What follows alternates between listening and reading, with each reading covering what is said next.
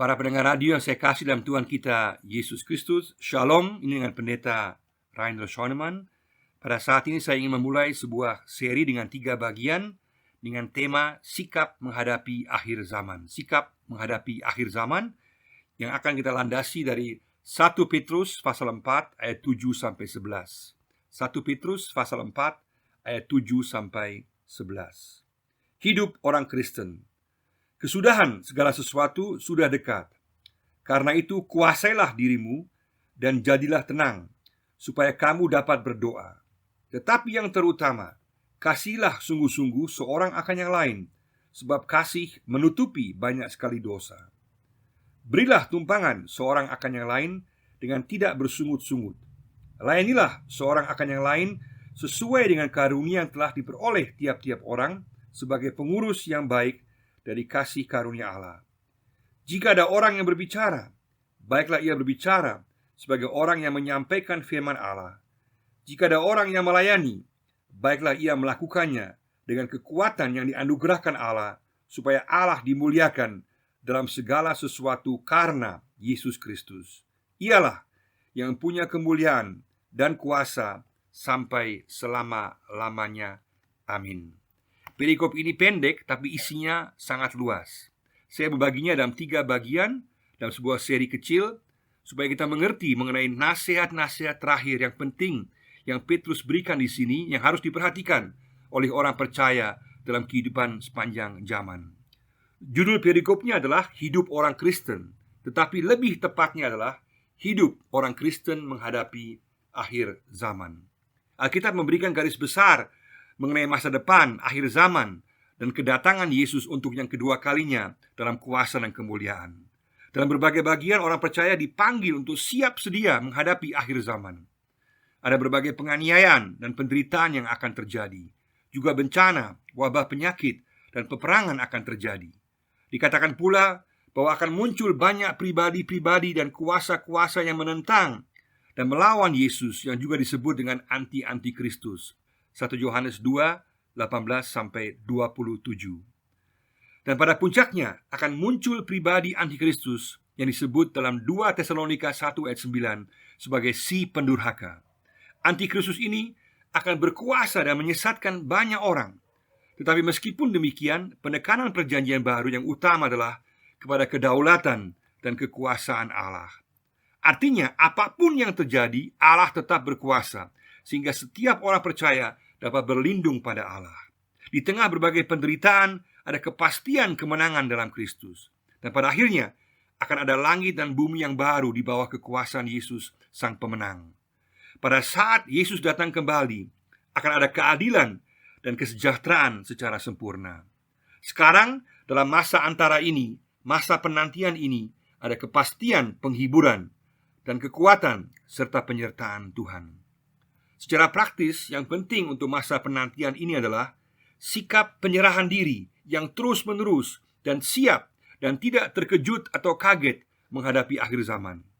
Secara pribadi selalu memperhitungkan kedatangan Yesus yang bisa terjadi setiap saat.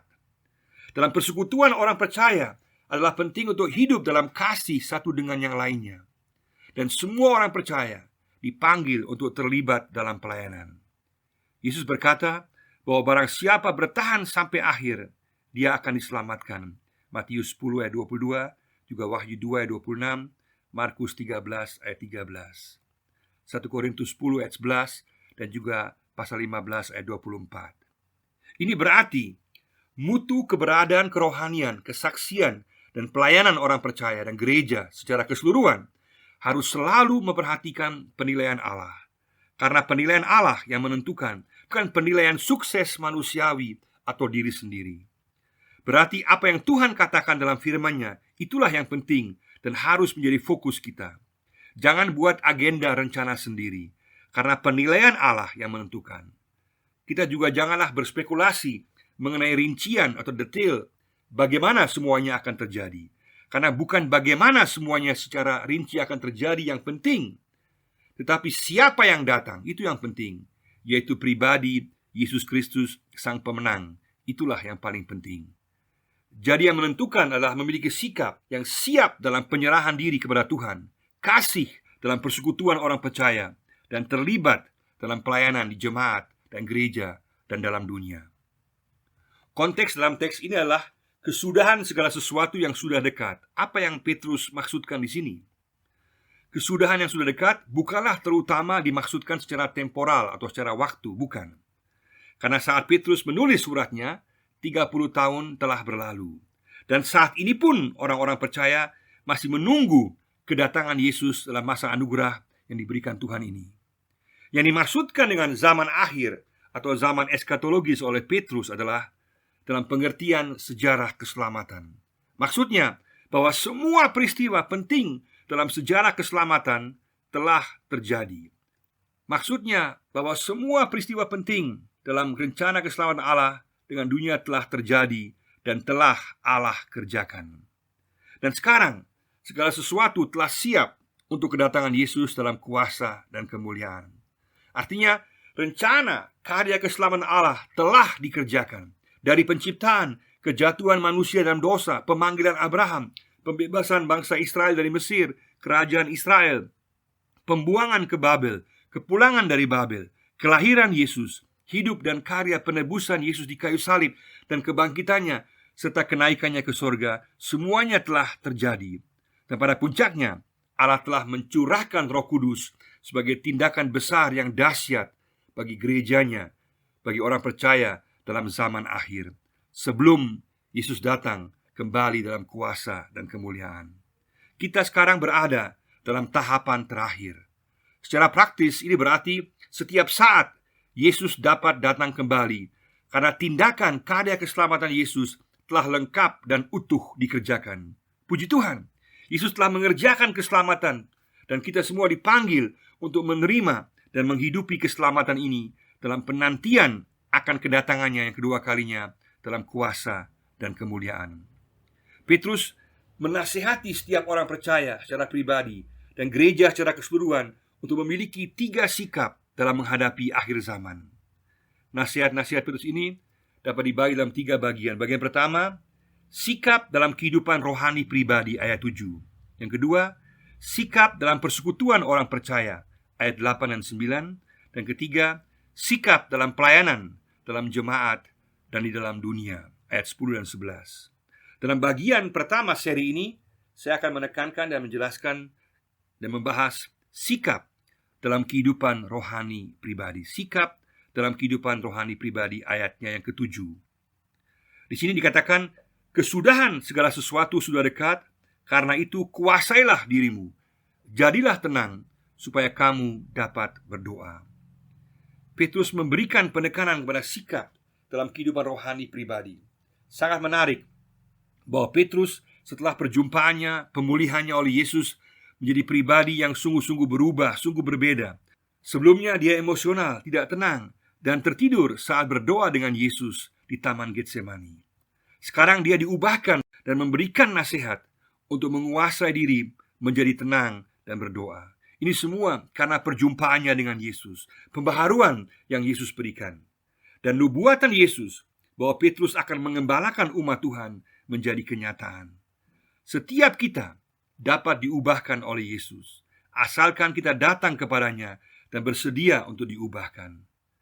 Dan bukan itu saja, setiap kita dapat menjadi alat Tuhan, menjadi berkat bagi orang lain. Maukah kita? Datanglah pada Yesus. Katakan, Tuhan, aku mau diubahkan dan menjadi alat di tangan-Mu. Bagaimana sikap yang tepat secara pribadi menghadapi akhir zaman? Ada 3 hal yang Petrus tekankan di sini. Yang pertama adalah penilaian diri yang realistis. Penilaian diri yang realistis. Pertama-tama Petrus mengingatkan orang percaya untuk menguasai diri, sungguh berhati-hati dan bijaksana dalam pikiran dan tindakan agar tidak dipengaruhi oleh keadaan dunia. Sadar dan realistis bahwa kita mudah untuk terjebak dan dipengaruhi oleh roh dunia. Dalam 1 Petrus pasal 4 ayat 2-4, sebelumnya Petrus menjelaskan berbagai praktik perbuatan dosa yang harus dihindari. Hal yang sama juga Paulus tekankan dalam Roma 12 ayat 3, supaya kita jangan menjadi serupa dengan dunia ini. Sikap sadar dan realistis adalah sebuah proses seumur hidup, dan orang percaya tidak boleh menjadi lengah. Artinya, orang percaya harus selalu hidup dalam kondisi siaga satu, karena keadaan dunia di akhir zaman akan semakin penuh kekacauan, keegoisan, kepentingan diri sendiri, orientasi pada materi, posisi, kekayaan, pengaruh, kebencian, iri hati, kekerasan, mencintai diri sendiri, mencari kesenangan sesaat dalam segala sisi kehidupan, dan bahkan melawan Tuhan, serta menyalahgunakan agama dan ibadah untuk kepentingan diri dan golongan. Dalam semua hal ini, orang percaya harus siaga satu dan bijaksana. Petrus ingatkan untuk bersikap realistis, karena setiap orang percaya bisa terjebak dan jatuh ke dalam perangkap roh dunia. Kita dipanggil untuk realistis terhadap diri kita sendiri, dan jangan menilai diri kita lebih daripada orang lain. Dalam 1 Korintus 10 ayat 12, Paulus menasihati, sebab itu, siapa yang menyangka bahwa ia teguh berdiri, hati-hatilah supaya jangan jatuh. Tiap kita perlu sadar akan kelemahan kita dan ancaman yang ada, dan berhati-hati menguasai diri dan bijaksana. Dan untuk itu, kita harus menjaga hubungan pribadi kita dengan Tuhan Yesus, mengembangkan kehidupan rohani pribadi lewat pujian, pembacaan firman Tuhan, berdoa, dan membaca buku-buku rohani yang dapat membantu pertumbuhan rohani kita. Pada saat gagal, langsung kembali kepada Yesus, meminta pengampunannya, dan berorientasi kembali kepadanya. Kita perlu suatu sikap tahu diri yang realistis dan kesadaran diri akan ketergantungan kepada Tuhan, sekaligus tidak angkuh atau menghakimi orang lain, tetapi menghargai orang lain. Semua ini hanya mungkin jika kita berorientasi pada firman Tuhan. Kalau kesungguhan membaca dan merenungkan firman Tuhan mulai hilang, maka suatu kekeringan rohani akan terjadi. Dan lebih parah lagi, kedagingan manusiawi dengan segala keangkuhan dan kelicikannya akan mulai muncul. Kesadaran diri yang realistis akan hilang, dan akan timbul sikap merasa lebih daripada orang lain. Dan itulah yang iblis inginkan, sehingga akhirnya kita MPP mati pelan-pelan secara rohani, meskipun penampilan masih agamawi. Dalam proses menjadi semakin rohani, kita semakin sadar akan keberadaan diri. Tidak ada waktu untuk membanding-bandingkan dengan orang lain. Sama seperti pelari sprint yang harus fokus ke depan pada garis akhir dan berada dalam lintasan larinya, kita pun harus fokus kepada Yesus dan berada dalam lintasan hidup yang Tuhan berikan kepada kita, dan jangan mencampuri lintasan hidup orang lain. Ini hanya mungkin kalau kita mengembangkan kehidupan rohani kita dalam orientasi pada firman Tuhan, sehingga kita dapat menguasai diri kita, bersikap realistis terhadap diri kita sendiri, bijaksana, dan tidak membandingkan diri dengan orang lain. Maukah kita terus mengembangkan hubungan pribadi kita dengan Tuhan Yesus, selalu berorientasi kepada firman Tuhan, bersikap realistis terhadap diri sendiri, menguasai diri, bijaksana. Pada saat gagal, langsung kembali pada Yesus dan memohon pengampunannya, dan tidak membandingkan diri dengan orang lain. Katakan, Tuhan, aku rindu, aku mau mengembangkan hubungan pribadiku denganmu, Yesus. Yang kedua adalah berpikir jernih dengan penilaian yang dewasa dan tepat. Berpikir jernih dengan penilaian yang dewasa dan tepat. Petrus memberikan nasihat untuk menjadi tenang, artinya sebuah keadaan jiwa yang tenang dan mantap. Dan hal ini hanyalah dapat kita peroleh pada Allah. Dalam 1 Yohanes 3 ayat 19 dikatakan, demikianlah kita tahu bahwa kita berasal dari kebenaran. Demikian pula kita boleh menenangkan hati kita di hadapan Allah. Tetapi menjadi tenang dalam 1 Petrus 1 ayat 13 dan juga pasal 5 ayat 8 juga memiliki arti yang lain, yaitu memiliki kesadaran penuh, berpikir jernih, atau menyiapkan akal budi untuk membuat penilaian-penilaian yang tepat dalam kehidupan. Hal yang sama juga ditekankan oleh Paulus dalam 1 Tesalonika pasal 5 ayat 6-8 dan juga 2 Timotius 4 ayat 5. Kejernihan berpikir berarti dapat menilai berbagai situasi secara dewasa dan tepat. Ini juga berarti dapat menilai mana yang merupakan hal-hal yang utama dan yang berlaku kekal.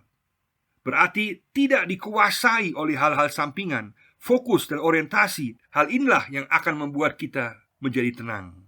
Salah fokus berarti kehilangan ketenangan. Lawan dari kejernihan berpikir adalah peracunan pola pikir dan mental. Dalam teks aslinya digambarkan seperti orang mabuk yang tidak sadarkan diri dan tidak tahu akibat perbuatannya. Menjadi tenang adalah untuk mendapatkan kejernihan berpikir agar tidak mudah diracuni oleh berbagai pemikiran duniawi. Jangan sampai kita diracuni. Karena kalau pemikiran kita diracuni, maka tindakan kita akan dipengaruhi untuk melakukan dosa dan kejahatan. Karena manusia melakukan apa yang dia pikirkan, maka kalau pola pikirnya salah, maka tindakannya juga akan salah. Ini yang disebut dengan the battle of the mind, peperangan penguasaan akal budi, pola pikir kita. Karena siapa atau apa yang menguasai akal budi pikiran kita, maka orang itu atau hal itu akan menguasai kehidupan kita. Jika kita dikuasai firman Tuhan dan Roh Kudus, maka hal itu akan menguasai akal budi, pikiran, dan hidup kita untuk melakukan kebaikan. Hal yang sama juga ditekankan oleh Paulus dalam Roma 12 ayat 1 dan 2. Adalah sangat mutlak menyerahkan akal budi, pemikiran kita kepada Tuhan, agar diisi oleh kebenaran, pemikiran yang baik, dan diisi oleh kasih. Agar jangan diracuni, jagalah akal budimu. Jangan biarkan diisi dengan rupa-rupa sampah keinginan manusiawi yang merusak. Kita sungguh perlu menyaring apa yang masuk ke dalam pemikiran kita. Ini merupakan sebuah proses yang terus-menerus. Perlu selalu siaga satu, menjaga kejernihan pemikiran kita. Tetapi kita juga perlu menjaga pemikiran kita agar tidak dipengaruhi dan akhirnya diracuni oleh berbagai pengajaran yang kedengarannya rohani, tetapi sebenarnya rohana atau roh dunia alias menyesatkan. Pengajaran yang tidak sesuai dengan ajaran Alkitab secara keseluruhan, yang hanya mencabut ayat-ayat tertentu dari konteks keseluruhannya dan membuat pengajaran-pengajaran yang khusus. Pengajaran tidak boleh berdasarkan pada ayat-ayat tertentu saja dalam Alkitab, tetapi harus melihat seluruh kesaksian isi firman Tuhan. Juga tidak boleh dari sebuah peristiwa semata, tetapi harus didukung teks-teks pengajaran yang jelas dalam Alkitab. Pengajaran juga tidak boleh hanya berdasarkan kepada pengalaman semata, tetapi harus kepada firman Tuhan. Jika ada pengalaman mujizat campur tangan Tuhan dalam berbagai situasi kehidupan, puji Tuhan, itu merupakan tanda kuasa dan anugerah Allah bahwa Dia sungguh hidup dan nyata. Puji Tuhan, amin. Tetapi adalah salah apabila kita memutlakkan sebuah pengalaman dan berbagai cara yang dipakai menjadi sebuah dogma atau kalimat pengajaran yang berlaku bagi semua, yang tidak didukung oleh Alkitab secara keseluruhan. Karena Alkitab mengajarkan adanya tegangan kerajaan Allah yang sudah ada dan belum ada, yang sudah nyata dan yang belum datang dalam kesempurnaan. Artinya saat ini ada tanda-tanda mujizat yang terjadi. Puji Tuhan, memang Yesus berkuasa. Tetapi tetap ada banyak penderitaan dalam dunia dan semua orang mengalami kematian. Karena kita masih hidup di bawah pengaruh dosa universal dan iblis masih memiliki kuasa dan pengaruh. Dan baru pada saat Yesus kembali dalam kuasa dan kemuliaan, iblis dihancurkan selamanya dan semuanya akan sempurna. Tidak ada tangisan, penderitaan, tidak ada ketidakadilan, tidak ada sakit penyakit, tidak ada kematian. Kita perlu sebuah realisme Alkitabiah. Percaya akan kuasa Yesus dan sekaligus realistis tahu akan kenyataan penderitaan dunia karena dosa dan iblis yang baru akan berakhir pada saat Yesus datang kembali. Kita dipanggil untuk percaya dan memohon kepada Tuhan. Tetapi kita tidak bisa memaksa Tuhan karena Dia berdaulat. Kita boleh tahu bahwa Dia mengasihi kita dan membawa segala sesuatu kepada kebaikan kekal bersamanya. Sungguh memohon dan percaya dan sekaligus menyerahkan kepada kehendak Tuhan, sebagaimana yang Yesus ajarkan dalam doa murid Yesus atau doa Bapa Kami. Kita boleh tahu kita hidup berada dalam rencana dan tangan Tuhan Yesus yang penuh kuasa, kasih, dan kebaikan bagi kita kini dan kekal selamanya. Menjadi tenang ini, berpikir jernih ini, membuat penilaian yang dewasa dan tepat ini, sehingga tidak diracuni, hanyalah mungkin bila kita terus-menerus bersedia dikoreksi oleh Tuhan. Bila kita memiliki keterbukaan kepada firman Tuhan dan ketaatan kepada suara Tuhan. Inilah makna spiritualitas, kerohanian sejati, yaitu keterbukaan dan ketaatan terhadap suara Tuhan. Mampu menempatkan diri secara realistis dengan mengetahui baik kekuatan maupun kelemahan kita. Ini memang bisa tidak menyenangkan, tetapi mutlak perlu. Kita harus bersedia dievaluasi oleh Tuhan. Karena tanpa menerima diagnosanya yang mungkin tidak enak, tidak mungkin dapat terjadi pemulihan melalui terapi. Marilah kita menerima diagnosa Tuhan agar kita dipulihkan dan diperbaharui. Kalau kita tidak bersedia selalu dikoreksi oleh firman Tuhan dan hikmat Roh Kudus, maka kita dapat terjebak dalam pemikiran yang salah, tindakan yang salah, dan pola pelayanan yang salah. Kita bahkan bisa menjadi kebal terhadap peringatan-peringatannya, dan ini akhirnya berdampak negatif terhadap pribadi dan pelayanan kita. Sangatlah penting untuk kita ingat bahwa yang Tuhan inginkan dari kita pertama-tama adalah diri kita, dan baru kemudian pelayanan kita. Sekali lagi, yang Tuhan inginkan dari kita pertama-tama adalah diri kita, dan baru kemudian pelayanan kita. Jangan diputarbalikan. Kalau dunia selalu mendewakan penampilan luar, maka Yesus pertama-tama menilai hati kita, apakah kita mengasihinya, berserah dan taat kepadanya. Maukah kita datang kepada Tuhan dan menjadi tenang di hadapannya? Maukah kita mengisi akal budi pikiran kita dengan firman-Nya, supaya kita dapat berpikir jernih dan membuat penilaian yang dewasa dan tepat? Maukah kita menolak semua jenis pemikiran duniawi dan pengajaran yang salah yang mau meracuni akal budi pikiran kita? Bersediakah kita dianalisa, didiagnosa oleh Tuhan, meskipun tidak enak, tetapi agar kita dipulihkan dan diperbaharui? Maukah kita? Bersediakah kita? Yang ketiga adalah kehidupan doa. Kehidupan doa. Ungkapan supaya kamu dapat berdoa bukan berarti sekedar berdoa, tetapi berarti agar kita berdoa dengan lebih efektif dan lebih tepat sasaran.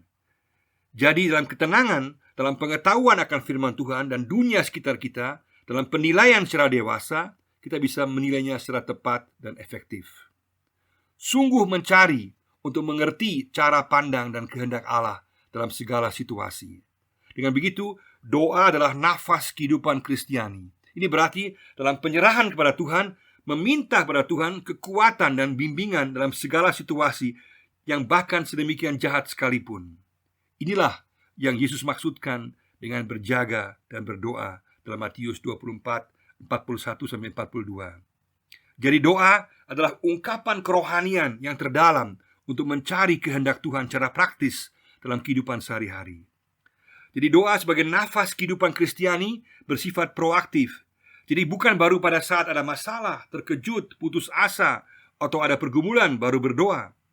Tetapi doa seperti nafas yang senantiasa ada, maka juga berdoa dalam segala situasi. Dalam penguasaan diri, penilaian diri yang realistis, dan dalam ketenangan, maka doa dapat bersifat sesuai dengan kehendak Tuhan dan dalam penilaian yang tepat mengenai keadaan sekitar kita. Doa dapat sejalan dengan kehendak Tuhan. Itulah yang disebut dengan doa yang pintar, yang efektif. Jadi bukan sekedar ungkapan perasaan dan pikiran dan permohonan secara pribadi atau secara umum semata. Tentu saja itu bagus, itu boleh. Tapi doa adalah lebih daripada itu, untuk dapat berada sejalan dengan kehendak Tuhan dan menilai keadaan sekitar kita dengan tepat dan membawanya dalam doa.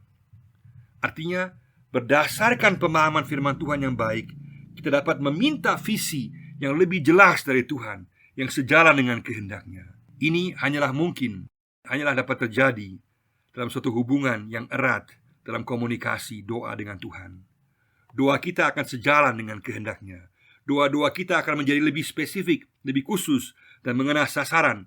Dan kita dapat melihat bagaimana doa-doa kita dijawab secara spesifik pula. Sudahkah kita berdoa sesuai dengan kehendak Tuhan? Adalah sangat penting untuk juga mendoakan diri sendiri, kesaksian dan pelayanan kita secara pribadi. Terlalu sering kita mendoakan orang-orang lain, dan itu jelas baik, tetapi kita lupa berdoa untuk diri kita sendiri. Sejauh mana kita berdoa untuk diri kita sendiri? Buatlah komitmen untuk mendoakan diri sendiri, maka perubahan akan terjadi. Perubahan akan terjadi dalam sikap, motivasi, dan fokus dalam hidup dan pelayanan kita. Kita akan merasakan ketenangan dan kedamaian. Maukah kita sungguh mencari kehendak Tuhan, mengembangkan kehidupan doa sebagai nafas kehidupan kita dalam segala situasi? Marilah kita membuat komitmen. Tuhan, aku mau mengembangkan hubungan pribadi denganmu. Yesus, aku mau berorientasi pada firman-Mu. Aku mau berpikir jernih tentang diriku. Tuhan Yesus, aku rindu memiliki pemikiran jernih dan penilaian yang tepat. Aku bersedia dievaluasi, meskipun tidak menyenangkan. Isilah Tuhan Yesus akal budi pikiran dengan firman-Mu dan dengan hikmat Roh Kudus. Kiranya Tuhan memampukan kita untuk memiliki sikap dalam kehidupan rohani pribadi kita yang tepat dalam menghadapi akhir zaman. Kesudahan segala sesuatu sudah dekat. Karena itu, kuasailah dirimu, jadilah tenang, supaya kamu dapat berdoa. Kiranya Tuhan memberkati kita semua. Amin.